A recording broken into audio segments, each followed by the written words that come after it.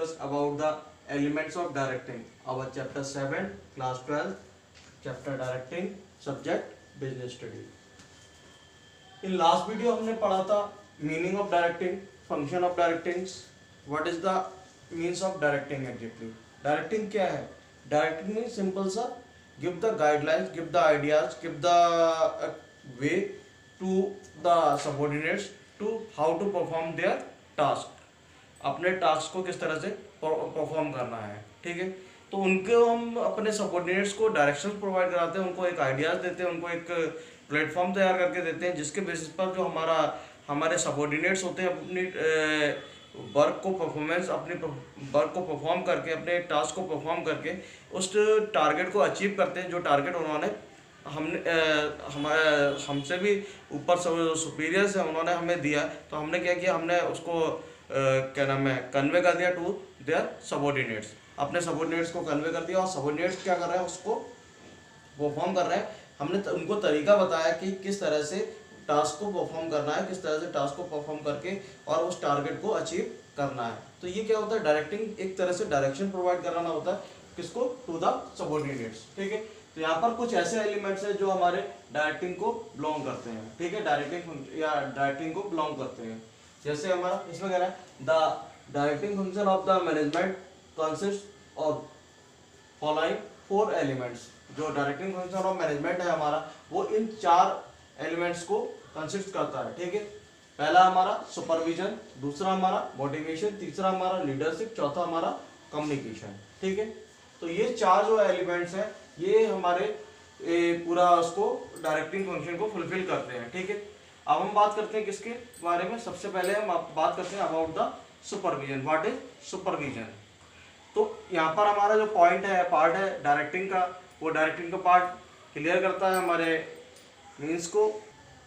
तो हम बात करते हैं अभी इसमें प्रेजेंट टाइम में किसकी, about the supervision. What is supervision firstly, ठीक है। इसमें कह रहा है supervision refers to instructions, guiding and observing the subordinate at work to ensure that they are working as per plans and to help them in solving their work problems। कहने का means क्या है, supervision refers to instructions. Supervision हमारा किसको refers करता है, instructions को, guiding को, गाइडलाइंस को, ठीक है।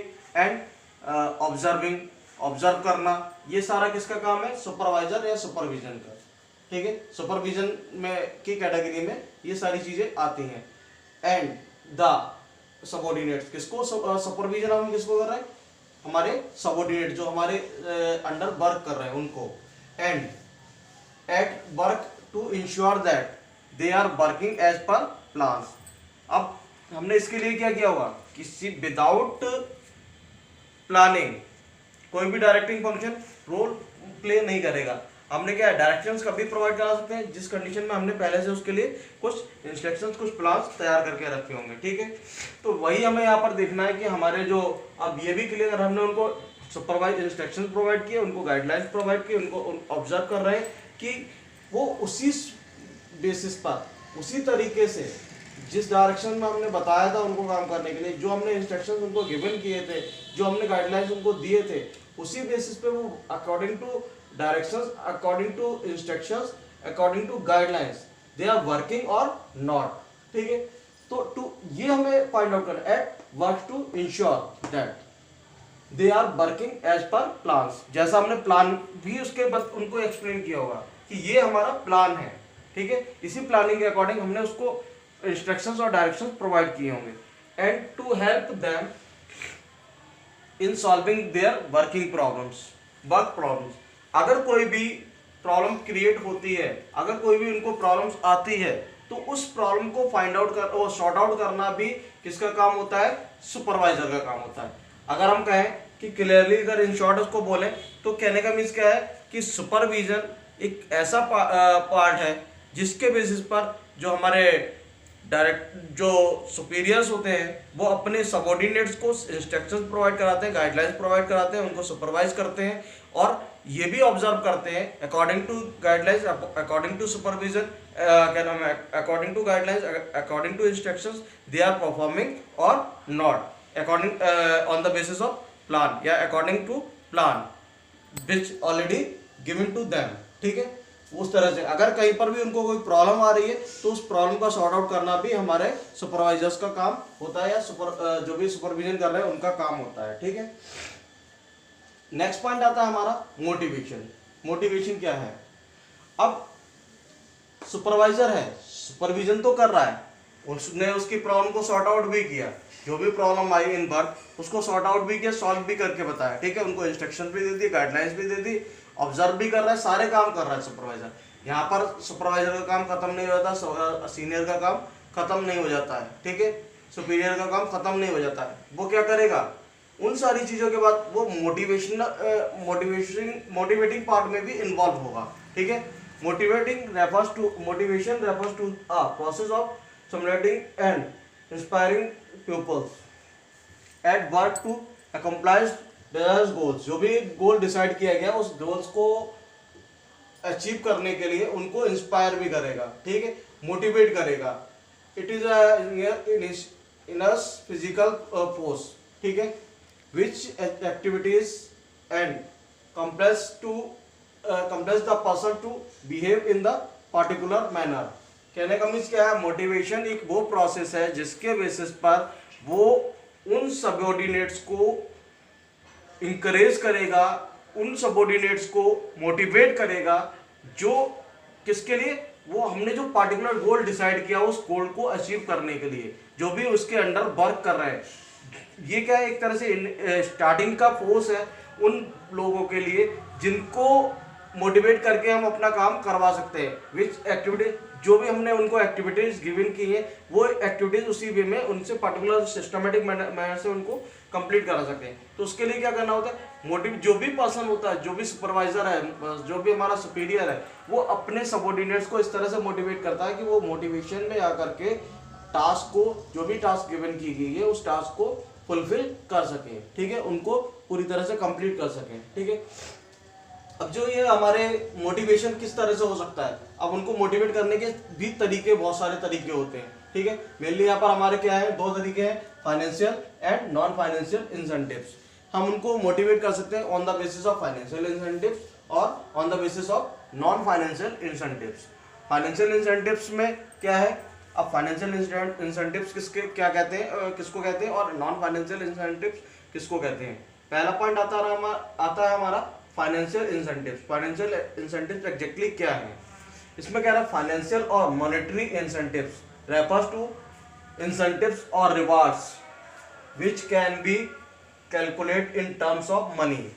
फाइनेंशियल incentives वो हमारे incentives हैं जिनको, और वो हमारे मॉनेटरी incentives है जिनको हम एक रिवार्ड की तरह वो कर सकते हैं और इनको हम मनी में मेजर कर सकते हैं, ठीक है। मतलब कहने का मीन्स क्या है कि हम अपने वर्कर्स को, उनको इंकरेज कर रहे हैं, उनको मोटिवेट कर रहे हैं, और मोटिवेशन के हमने तरीके ढूंढे हैं कि किस तरीके से हम अपने वर्कर्स को मोटिवेट करें जो जिसके बेसिस पर वो उस टास्क को या जिस ऑर्गेनाइजेशन में वो वर्क कर रहे हैं उस ऑर्गेनाइजेशन में अपना बेस्ट से बेस्ट दे सकें, ठीक है। तो उसके लिए वो क्या करते हैं, उनको बहुत सारे तरीके होते हैं मोटिवेट करने के जिनके बेसिस पर वो पर्सन्स मोटिवेट होते हैं। तो उनके यहाँ पर मेनली दो तरीके निकाले उन्होंने, एक फाइनेंशियल इंसेंटिव्स है, दूसरा नॉन फाइनेंशियल इंसेंटिव्स है। फाइनेंशियल इंसेंटिव्स का मीन्स हम यहाँ पर बता रहे थे कि वो मॉनेटरी बेनिफिट्स के बेसिस पर उनको एक तरह से रिवार्ड दे करके।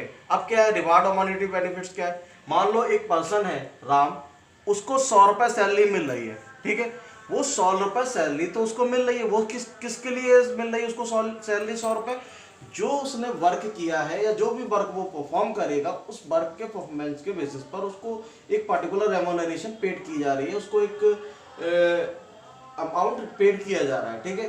बट वो वर्क कर रहा है नहीं कर रहा है, किस तरह अच्छा कर रहा है खराब कर रहा है, अब उसको बहुत अच्छा परफॉर्म कराने के लिए, अच्छा आउटपुट लेने के लिए उसको हमने क्या किया, इंकरेज करने के लिए हमने उसको एक वो बताया, बोला कि अगर आप अच्छा करोगे, अच्छा परफॉर्मेंस करोगे, चीज़ें आपकी पॉजिटिव आएंगी, चीज़ें अच्छी मिलेंगी, तो हो सकता है आपको सैलरी में कुछ इंक्रीमेंट मिल जाए, बोनस दे दिया जाए, इस तरह से मॉनेटरी बेनिफिट्स उसको दे दिया जाए, सैलरी इंक्रीज कर दी जाए, मंथली उसको कुछ अमाउंट्स दे दिया जाए, एक अमाउंट पेड कर दिया जाए, या फिर उसको बोनस की तरह उसको कुछ अमाउंट दे दिया जाए, तो ये क्या है, हमारे फाइनेंशियल इंसेंटिव्स कॉल्ड किए जाएंगे, जिसके बेसिस पर हम अपने एम्प्लॉयज को, वर्कर्स को मोटिवेट कर रहे हैं, किसके बेसिस और इन टर्म्स में, फाइनेंशियल टर्म्स इंसेंटिव्स के टर्म्स में। ठीक है, अब आता है हमारा नॉन फाइनेंशियल इंसेंटिव्स। क्या रहा है, नॉन फाइनेंशियल इंसेंटिव्स और non monetary incentives refers to incentives और reward which can not be measures in terms of money. अब कुछ ऐसे इंसेंटिव्स भी होते हैं जिनसे हम उसको बेनिफिट्स तो दे रहे हैं, बट मॉनेटरी बेनिफिट्स नहीं दे रहे हैं, पैसे से हम उसको मेजर नहीं कर सकते, मनी के टर्म्स में उसको मेजर नहीं कर सकते। जैसे हमने किसी को क्या नाम है इंक्रीज करने के लिए उसकी तारीफ कर दी, ठीक है, उसको हमने कुछ अथॉरिटीज और रेस्पॉन्सिबिलिटीज दे दी, कुछ हमने उसको कुछ अच्छा और वो कर दिया, तो ये क्या है, हमारे उसमें हमने उसको पैसे नहीं दिए, बट पैसे के अलावा उसको हमने एक अथॉरिटी रेस्पॉन्सिबिलिटीज के बेसिस पे कहीं ना कहीं वो अपने आप में क्या नाम है मोटिवेट होगा कि अब मुझे यहाँ पर कुछ समझा जा रहा है, मेरी कुछ वैल्यू है, तो वैल्यूज के बेसिस पर वो अपने आप में मोटिवेट हो रहा होगा, तो वो नॉन फाइनेंशियल इंसेंटिव्स है। उसकी अथॉरिटीज दी गई, उसको रेस्पॉन्सिबिलिटीज, पहले वो केवल वर्क करने आ रहा था, अब उसकी अथॉरिटीज और रेस्पॉन्सिबिलिटीज दी थी, तो कहीं ना कहीं किस चीज़ों के लिए अथॉरिटीज और रेस्पॉन्सिबिलिटीज के बेसिस पे अकाउंटेबल भी हो गया, तो वो कहीं ना कहीं उस वे में जाकर के इन्वॉल्व होगा, जिससे कि वो पॉजिटिव रेस्पॉन्स दे सके ज़्यादा से ज़्यादा अच्छा। ठीक है, अब हम नेक्स्ट बात करते हैं about the leadership. What is the leadership? Supervisor, motivation, supervision, motivation, then third step से हमारा लीडरशिप। अब लीडरशिप क्या होती है? इसमें कह रहा है leadership is the process of influences the behaviour of the people towards achievement of the organisational goals. Leadership means क्या है? लीडरशिप वो पर्सन है जो अपने अंडर वर्क करने वाले या एक ग्रुप को लीड करेगा, एक ग्रुप को मोटिवेट करेगा, एक ग्रुप को सुपरवाइज करेगा, एक ग्रुप को मोटिवेट करेगा, उनको लीड करेगा, उनको बताएगा, तरीके बताएगा, उनको काम करने का सिस्टम बताएगा, उसके अंडर वो लोग वर्क कर रहे होंगे, तो वो एक प्रॉपर लीडर का कॉल किया जाता है। ठीक है, लीडरशिप कहलाती है। ठीक है, वो इस तरह से अपने वर्कर्स को इन्फ्लुएंस करेगा, उनके बिहेवियर को इन्फ्लुएंस करेगा, या जो भी पीपल उसके अंडर वर्क कर रहे हैं उनको इन्फ्लुएंस करेगा, कि जिससे कि वो जो टारगेट उन्होंने डिसाइड किया, जो ऑर्गेनाइजेशनल गोल्स है, उस ऑर्गेनाइजेशन गोल्स को इजीली क्या नाम है अचीव कर सके। ठीक है, तो वो लीडरशिप कहलाती है। ठीक है, वो चाहे वो सुपरवाइजर है, जो सुपरवाइजर करेगा वो मोटिवेट भी करेगा, मोटिवेट करेगा तो वो एक तरह से प्रॉपर एक लीडर की तरह आ जाएगा, लीडरशिप में आ जाएगा। ठीक है, और जो इन सारी चीजों को करता है उसको हम कॉल करते हैं लीडर। ठीक है, नेक्स्ट पॉइंट आता है हमारा कम्युनिकेशन। अब what is the communication? Communication plays the key role of in the success of a manager. जो कम्युनिकेशन है वो कहीं ना कहीं एक की रोल की तरह वर्क करता है, किसके लिए? In the success of the manager, एक मैनेजर के सक्सेस में। The professional knowledge and the intellectual intelligency process by a manager, मतलब एक तरह से प्रोफेशनल नॉलेज और intelligency process by the manager, एक अपने दिमाग उससे इंटेलेक्चुअल नॉलेज, एक प्रॉपर नॉलेज के हिसाब से, अपनी इंटेलिजेंसी के हिसाब से वो उसको मैनेज कर सकता है। अब आगे कह रहे हैं communication refers to a process of exchanging of ideas, views, facts. ये क्या है? यहाँ पर क्या हो गई? नॉलेज हो गई, इंटेलिजेंसी हो गई, जिसके बेसिस पर मैनेजर क्या कर रहा होगा? अपने एक्सचेंज कर रहा होगा अपने आइडियाज, अपने व्यूज, अपने फैक्ट्स को, अपनी फीलिंग्स को, एक्सेट्रा, बिटवीन टू और more persons to reach common understanding. एक कॉमन अंडरस्टैंडिंग के लिए वो दो से अधिक लोगों को कम्युनिकेट कर रहा होगा अपने आइडियाज, अपने व्यूज, अपने फीलिंग्स या अपने फैक्ट्स के बारे में। मान लो एक टारगेट को अचीव करना है, ठीक है, अब जो एक टारगेट डिसाइड किया गया, उस टारगेट को अचीव करना है, उस टारगेट को अचीव करने के लिए क्या करना पड़ेगा? जो हमारा सुपरवाइजर है, जो हमारा लीडर है, ठीक है, वो क्या करेगा? अगर वो कम्युनिकेट नहीं करेगा अपने सबऑर्डिनेट्स को, तो वो टारगेट अचीव हो जाएगा? नहीं होगा, पॉसिबल ही नहीं है, क्योंकि उसने कम्युनिकेट किया ही नहीं। ठीक है। जो कम्युनिकेशन, मोटिवेशन, ये सारे पार्ट एक सुपरवाइजर, एक लीडर में होने चाहिए, जिसके बेसिस पर हम उस टारगेट को अचीव कर सकते हैं। तो ये हमारे एक डायरेक्टिंग फंक्शन के कुछ एलिमेंट्स हैं।